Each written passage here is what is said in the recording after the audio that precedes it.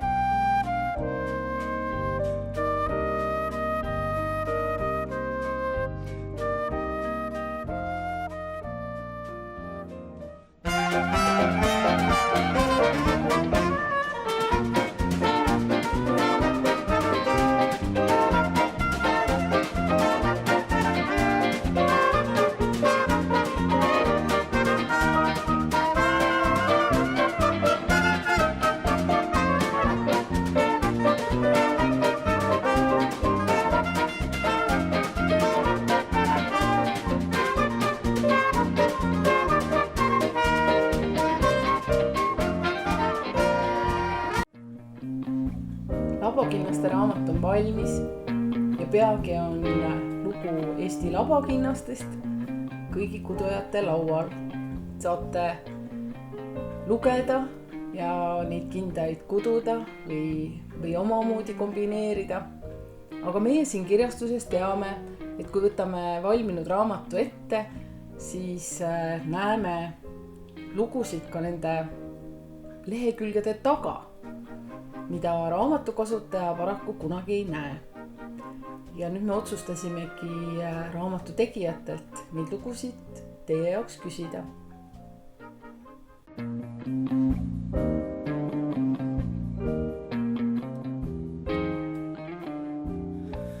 Et usun, et seekordne kindaraamat erineb varasematest selle poolest, et ta ei ole pelgalt ilus pildiraamat, vaid väga suur eesmärk oli koondada siia kõik pisikesed tehnilised detailid. Iga kudu ja nii algaja kui edasi jõudnu saab teada kõik nipid, kuidas labakindaid üldse alustada, kuidas arvestada erinevate proportsioonidega ja loomulikult kõik need ilusad otsakahanduse võtted ja pöidla otsakahandused, mida on 5 sorti või isegi 6. Fotodelt, mis muisis teile avanevad, ei märka te väga sageli neid pisikeseid detaile. Et selle raamatu tarbeks on päriselt muuseumis kohal käidud ja vaadatud läbi üle 1000 labakinda ja kõik need pisiasjad siis üles märgitud.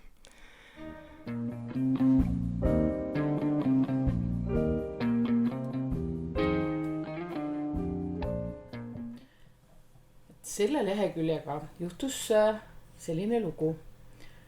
Kui ma asusin seda kinnast osa toimetama, siis otsustasin, et mõned kohanimed ma siiski kontrollin üle. Minu ees siis oli lehekülg, kus olid kindad, millel kirjas kihelkond Ridala ja küla Rohu. Otsisin siis vanalt maakaardilt ja ei suutnud leida küla, mille nimi oleks Rohu. Ja lõpuks tabasin end mõttelt, et ma olen Ridala kihelkonnas ju ise nii palju käinud, seal lausa suvitanud mitu suve. Mõtlesin, see on nii väike kihelkond, et kas seal saab olla veel külasid, mida ma nagu ei tea. Võtsin siis kaardi ette ja hakkasin näpuga järge ajama, millised külad seal üldse on. Ja lõpuks avastasin, et ma olin pool tundi kulutanud sellele, et teada saada, et seal ei ole mitte küla nimega Rohu, vaid seal on Rohu küla, kust ma sadu ja sadu kordi olen praamiga Hiiumaale sõitnud. Pärast seda seika võtsin ma seda tööd veelgi tõsisemalt ja püüdsin siis üle kontrollida nii kõik koha kui isikunimed. Et kasutasin selleks Maa-ameti ajalooliste kaartide rakendusi, hingeloendeid, kirikuraamatuid, Saaremaa kohanimete raamatut, isegi geni kodu-uurimuslikke materjale ja lõpuks helistasin mõnikord isegi kohalikele elanikele, näiteks Kihnu ja Saaremaale.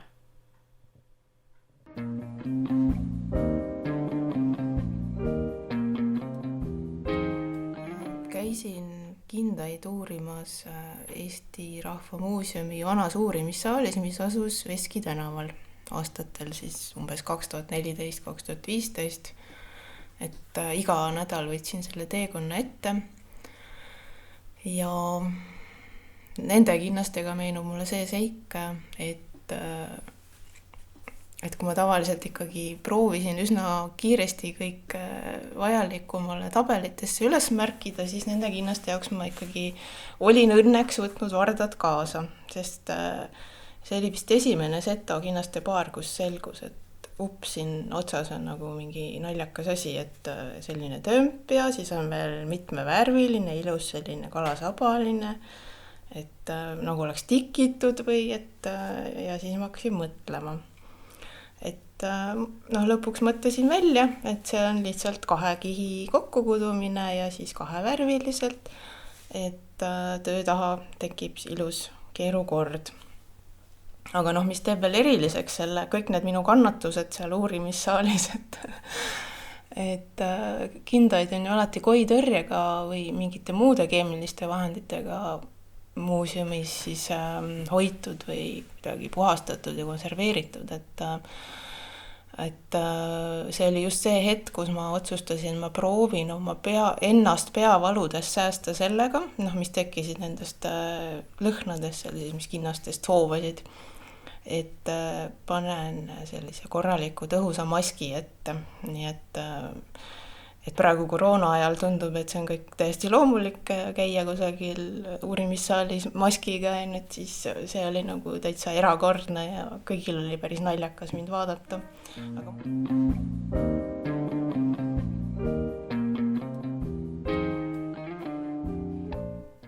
No selle leheküljega juhtus nüüd küll selline lugu, et terve eelmise aasta me ootasime lund. Ja ootasime, sest kuidas sa ikka neid käpikuid pildile jäädvustad, kui mitte lumega. Aga seda lund ei tulnud, aga ükskord ikkagi natuke nagu hakkas lund sadama. ja siis, kui natuke juba oli sadanud, siis me otsustasime, et nüüd tuleb kähku õue joosta ja teha üks korralik lumememm. Aga no lund oli ju ainult väike kirme. Ja siis me mõtlesime, et see lumememm peab ikka tulema ja tegime ühe pisikese lumememme. Ja siin pildil ta nüüd ongi.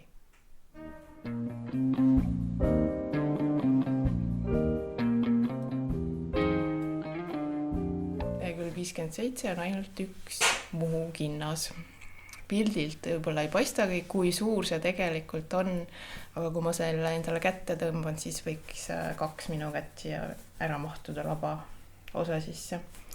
Ja sellise eksperimendi kudumist lükkasin ma edasi ja edasi, kuigi olen kindaid umbes 20 aastat kudunud, aga siis uurimise käigus selgus, et selliste kinnaste randmes ja selle suure männakirja puhul on hästi palju nippe kasutuses olnud, mida esmapilgul üldse ei märka.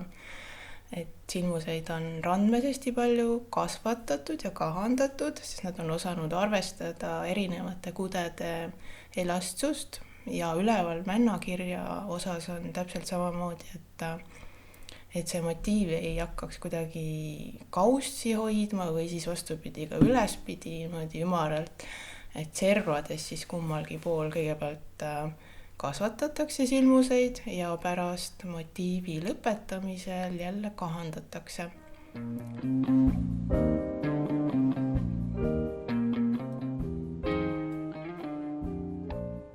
Selle leheküljega tuleb mul meelde selle raamatu tegemise päris viimane nädal, kus olid jäänud üksnes napid tunnid selleks, et üle vaadata kõik mustrid ja tundus, et seda aega on ikkagi liiga vähe.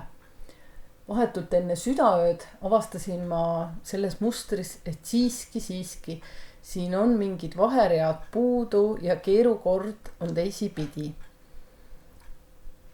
Pidasin siis piinliku täpsusega meeles selle mustri muuseumi numbrit ja tahtsin Siiri Reimannile helistada, et ta vaataks ja vajadusel siis seda mustrit muudaks. Kui ma telefoni kätte olin võtnud, siis vajutasin kõigepealt 509 ja siis ei olnud kohta, kus oleks koolon tulnud. Ja siis tabasin end mõttelt, et olen kogemata helistanud muuseumi numbrile.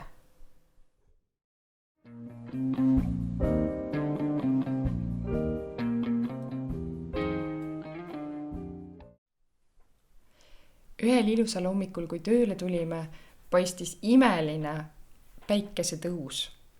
Ja siis me mõtlesime, et me sõidame kähku metsa ja saame veel natuke härmatist ja kaunist päikesetõusu jäädvustada. Sõitsime umbes 5 minutit, aga päike muudkui põgenes ja selleks hetkeks, kui me olime autost suutnud välja ronida, ei olnud ei päikesetõusu ja ei olnud ka härmatist. Ja pilt tuli teostada hoopis metsas.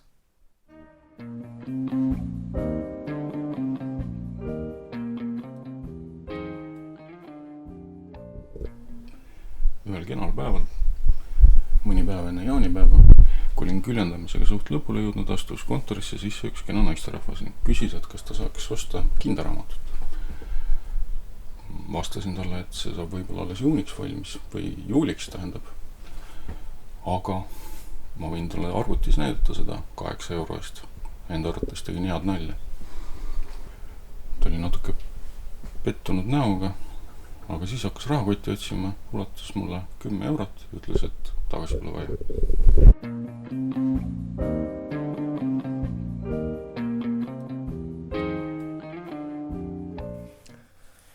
Nende halliste jaamakirjadega, kinnastega mulle meenub, kuidas ma 2008 hakkasin üliõpilasi Kultuuriakadeemias silmuskudumises õpetama just kindaosa. Ja mul tuli siis esimest korda mõte ka, et mis oleks, kui nad teeksid koopiakindaid. Ja siis üks üliõpilane otsustas valida just need mulgikindad. Ja siis ma esimest korda puutusin kokku, et appikene, et mis seal servas tehtud on, et minu jaoks oli ka senimaani olnud iseenesestmõistetav, et me kasutame ainult seda koolis õpitud loomisõtet, mille siis silmused hoiavad teistpidi visuaalselt kui selle pöidla tagant loomise võttega tehtud silmused. Nii et ma esimest korda märkasin, et siin on midagi teistmoodi. Saladuseks jäi veel see ühekordne keerukortsel. Et ma isegi ei mäleta, mismoodi see lahenes ja loomulikult kumbki meist üliõpilasega ei märganud, et mulgikindal just sellel konkreetsel paaril oli küljekasvatus tehtud natukene. Et uutel kinnastel siis seda ei tulnud ja mis oli veel teistmoodi, et 2008 ei olnud 12.2 peenikesi kahekordseid lõngu, nii et tuli leppida ühekordsete villaste lõngadega, mis sellel hetkel siis olid kättesaadavad. Et iseenesest väga ilusad kindad tulid, aga ikkagi ei olnud päris need. Et nüüdseks on need saladused lahendatud, mis mulgikindaid puudutavad, et siis võtka ka number 1 ja alla selle vardad kätte ja proovige. Et siin on päris suur osa juhendeid selle kohta.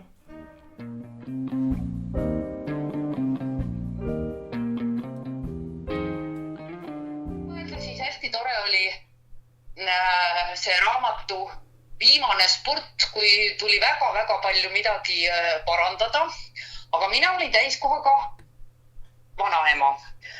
Ja kuidas suhtub kahepoolene sellesse, kui vanaema ei tegele temaga, vaid istub arvuti taga oma arust nagu päris asjalik nägu peas ja kirjutab, vaatab ekraani ja kirjutab midagi ülesse. Mida teeb siis 2,5-aastane? Ta ronib vanaema sülle, võtab oma paberi, oma pliiatsi, vaatab ekraani poole ja teeb ringikesi. Ja nii me siis seda raamatut parandasime ja vaatasime.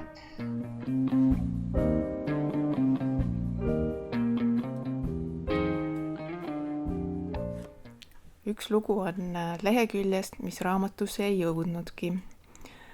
Oli üks kaunis Põltsamaa lühirandmeline labakinnas, kus oli valge ja tumesinisega kootud maokirja meenutav muster. Ja toimetamise käigus, kus oli abiks Anu Pink, minu hea kolleeg, me pommitasime üksteist küsimuste ja fotodega, ma käisin uuesti muuseumis istumas, uurimas koos varrastega, käeliselt mõtlemas ja me ei mõelnudki kumbki välja, kuidas seda kindapaari siis päriselt kooti. Nii et üks asi jäi lõpuks ikkagi kripeldama ja ühtlasi ma loodan, et see saladus siis ikkagi ükskord lahendatu saab. Kas mina ise teen seda või teeb keegi seda teine?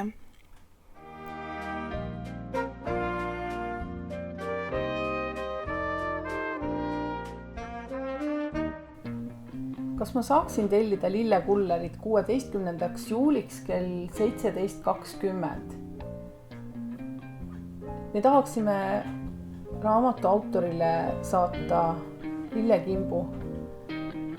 Seal võiksid olla sellised lambavalged lilled ja näiteks lillherned.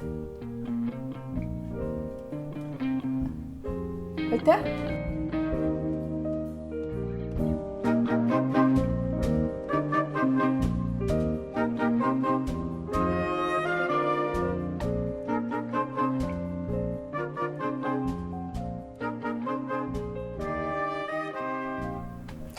Selle raamatu sünni juures on olnud abiks suur hulk vabatahtlikke nii üliõpilaste seast Kultuuriakadeemiast kui ka väljastpoolt ehk siis Kudujate koopiaklubist inimesi, kes aitasid mul mitmeid ja mitmeid kinda mustreid ja skeeme läbi testida, et ma ise kohe kindlasti ei oleks seda kõike jõudnud teha ja tänu nende läbikudumisele selgusid nii head kui vead, kõik said nende abiga ära parandatud ja sündisid ka kaunid fotod, mis on selle raamatu suur väärtus, et ei ole ainult muuseumi fotosid siin käsitletud või kajastatud, vaid on päriselt sellised kindad, mida kaasaegsed inimesed võiksid tänapäeval kätte panna. Nii et ma väga tänan teid, armsad üliõpilased, armsad kaaskoodujad, aitäh teile! Jipi, raamat on valmis! Head lugemist ja toredaid hetki Saara uue kudumisraamatuga!